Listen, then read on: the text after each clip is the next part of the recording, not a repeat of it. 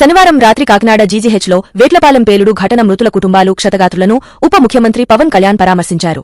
ఆస్పత్రిలో క్షతగాత్రుల ఆరోగ్య పరిస్థితిపై వైద్యులను అడిగి తెలుసుకుని కుటుంబ సభ్యులకు ధైర్యం చెప్పారు. ఘటన కారణాలపై అధికారులతో సమీక్షించి మెరుగైన వైద్యం అందేలా ఆదేశాలు జారీ చేశారు.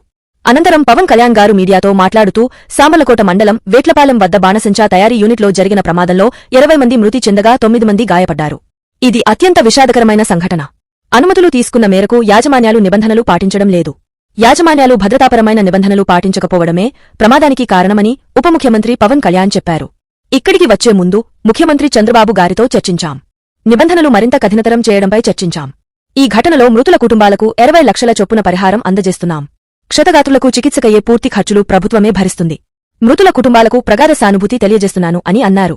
కాగా సీఎం చంద్రబాబు కూడా వచ్చి క్షతగాత్రుల ఆరోగ్య పరిస్థితిపై వైద్యులను అడిగి తెలుసుకుని కుటుంబ సభ్యులకు ధైర్యం చెప్పారు. ఘటన కారణాలపై అధికారులతో సమీక్షించి వెళ్లిన సంగతి తెలిసిందే.